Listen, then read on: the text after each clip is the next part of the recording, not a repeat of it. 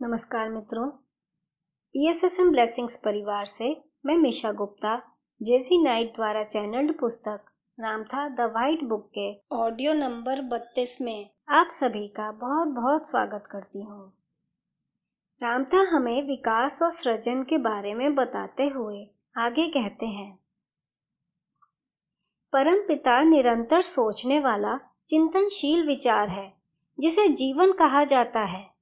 एक ऐसी निरंतरता जो कभी भी आपके अपने विचारों से अधिक स्थिर नहीं रह सकती है। विचार या जीवन को शाश्वतता में निरंतर विस्तार देने के लिए इसे जारी रखने का एक कारण होना चाहिए। वह कारण आप हैं। आप में से प्रत्येक ईश्वर के मन का हिस्सा बन गया ताकि आपके माध्यम से जीवन शाश्वतता में अपना विस्तार करता रहे, जिसका वास्तव में समय में कोई माप नहीं है, क्योंकि अशाश्वतता इसी क्षण में है। यह वर्तमान की निरंतरता और शाश्वतता है। आगे बढ़ने के उद्देश्य से परमपिता ने आप में से प्रत्येक को एकमात्र चीज दी है जो यदि कभी है या कभी होगी, वो है विचारों की समग्रता, जो कि ईश्वर की समग्रता है।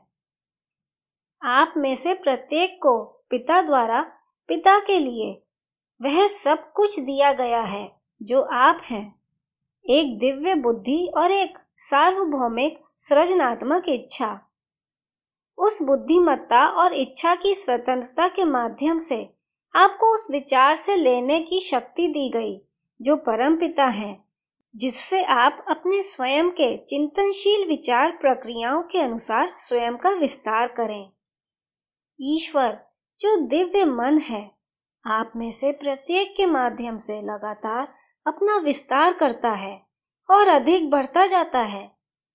आप अपने विस्तार में जो भी बनते हैं, परमपिता तत्परता से वह बन जाता है, और जो कुछ भी परमपिता बना है, अपने सभी प्यारे पुत्रों के विस्तार के माध्यम से आप आसानी से बन सकते हैं, क्योंकि प्रत्येक पुत्र परमपिता के ग्रहणकर्ता के रूप में खड़ा है। इस प्रकार अपने चिंतनशील विचारों के माध्यम से आप हमेशा वही बन सकते हैं जो ईश्वर है, एक सतत विस्तृत असाधारण रूप से अद्भुत साम्राज्य। जब विचार ने आपके आरंभ में स्वयं पर चिंतन किया, तो उसने स्वयं को जिस चीज में विस्तारित किया वह विचार का सिद्धांत था, जिसे प्रकाश कहा गया। प्रकाश का निर्माण सबसे पहले इसलिए किया गया क्योंकि जब भी किसी विचार पर चिंतन और विस्तार किया जाता है, तो उसे सदैव एक कम कंपन की आवृत्ति में उतारा जाता है जो प्रकाश उत्सर्जित करता है। इस प्रकार प्रकाश चिंतनशील विस्तारित विचार का पहला निचला रूप है।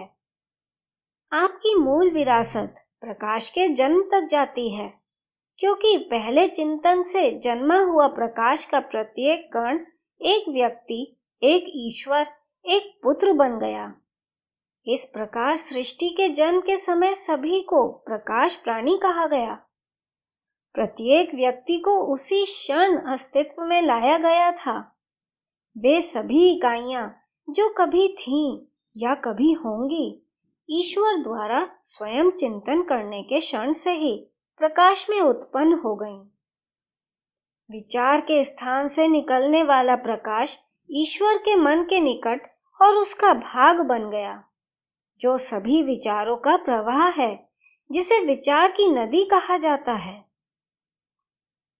आप में से प्रत्येक जो प्रकाश बन गया, वह बुद्धिमत्ता थी, और वही है जो आप हैं। यह ईश्वर ही है जो प्रकाश के रूप में विस्तारित है। वह दिव्य प्रकाश जो आपका मूल और स्थायी शरीर है, आपके अस्तित्व की आत्मा है, या जिसे मैं आपके अस्तित्व का ईश्वर कहता हूँ, क्योंकि आपकी आत्मा ईश्वर है, अद्वितीय रूप में ईश्वर का मन है। आज अभी तक आपके पास मूल आत्मा, स्वयं मूल ईश्वर, प्रकाश का मूल शरीर है, जिसके विषय में सोचते ही आप अपने पूरे वैभव में आ गए और आपने अपने प्रिय परम पिता का चिंतन किया और स्वयं को प्रकाश में विस्तारित किया।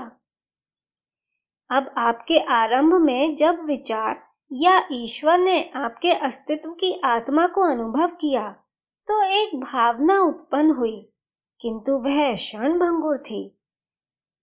तो आपकी आत्मा आपकी रचनात्मक शक्ति के माध्यम से परम पिता से निकली प्रेम की नदी को पकड़ने के लिए बनाई गई थी। इसे विचार की नदी के बहते प्रवाह से विचार को लुभाने और उसे शांति में, जिसे स्मृति कहा जाता है, भावना के रूप में डालने के उद्देश्य से बनाया गया था। आपकी आत्मा ने ही, जो आपकी जीवात्मा के भीतर स्थित है, आपको एक रचनात्मक सिद्धांत बनने में सक्षम बनाया है। सृजन करने के लिए आपके पास विचार की छवि को स्मृति में स्पष्ट और स्थिर रखने की क्षमता होनी चाहिए। ऐसा करके आप विचार पर चिंतन कर सकते हैं और इसे रचनात्मक मूल्यों में विस्तारित कर सकते हैं, जिन्हें आप वास्तविकता कहते हैं। उदाहरण के लिए, एक नया और अनोखा फूल बनाने के लिए आपके मन में एक फूल के उभरने का विचार होना चाहिए। एक फूल का विचार चल रहे विचार के प्रवाह से लिया गया है, जिसके साथ आपके अस्तित्व की आत्मा या प्रकाश एक है। तब भावना के रूप में विचार आत्मा में एक छवि के रूप में स्पष्ट हो जाता है। इच्छा के माध्यम से अब आप सोचे गए फूल की छवि को स्मरण कर सकते हैं, इस पर विचार कर सकते हैं और इसे अपनी इच्छा अनुसार किसी भी अनूठे रूप, रंग या ऊंचाई में विस्तारित कर सकते हैं।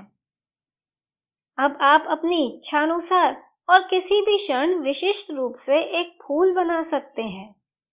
विचार को स्मृति में पूर्णतः स्थिर रखकर आप उसका चित्र पूर्णतः चित्रित कर सकते हैं। अपनी आत्मा के बिना आप परमपिता को सृजित रूप में विस्तारित नहीं कर सकते, क्योंकि आप चिंतन करने के लिए विचार को स्थिर नहीं रख सकते और उसे सृजन में विस्तारित नहीं कर सकते। अब आप जिसे सृजन कहते हैं, वह वास्तव में जीवन का मूल्य है जो सदैव रहा है। सृष्टि का कोई आरंभ नहीं है और निश्चित रूप से इसका कोई अंत नहीं है। और विचार के पदार्थ के निर्माता आप सभी प्रकाश इकाइयां देवता हैं। सब कुछ पुत्रों ने इस विचार से बनाया है कि परम पिता है, और पुत्र जो कुछ भी बनाते हैं वह परम पिता का विस्तारित स्वरूप बन जाता है। आप अपने चारों ओर जो कुछ भी देखते हैं उसे पदार्थ कहते हैं। परम पिता ही पदार्थ है, क्योंकि सब कुछ ईश्वर है। किंतु पदार्थ के निर्माता और रचनाकार शिल्पकारों के शिल्पकार हैं, जो कि आप सभी हैं। ईश्वर जो आप हैं, क्योंकि आपके पास आरंभ से ही विचार के माध्यम से जो भी आदर्श स्वरूप आप कल्पना कर सकते थे, उन्हें पदार्थ में बनाने के लिए उद्देश्यपूर्ण बुद्धि थी। सब कुछ विचार से उत्पन्न होता है। सब कुछ, पदार्थ की प्रत्येक चीज एक विचार से सामने आई है, जिसे सृजन के आदर्श स्वरूप बनाने के लिए भावना में सम्मिलित किया गया था। किसी भी चीज के निर्माण से पहले उसके विषय में विचार सबसे पहले आत्मा के माध्यम से एक आदर्श के रूप में किया गया था। पदार्थ की सभी चीजें देवताओं द्वारा मन में गढ़े हुए एक काल्पनिक विचार से बनाई गई थीं और उनके द्वारा उस पदार्थ के साथ रखी गई थीं जो कि परमपिता है। अब सारा पदार्थ प्रकाश से घिरा हुआ है। आपके वैज्ञानिकों को संदेह होने लगा है, और उनका संदेह सही है, कि यदि आप प्रकाश लेते हैं और उसकी कंपन आवृत्ति को कम या धीमा कर देते हैं, तो यह स्थूल पदार्थ बन जाता है। और प्रकाश कहाँ से आया? ईश्वर की सोच से। मित्रों, आज के लिए इतना ही। आप सबका बहुत बहुत आभार।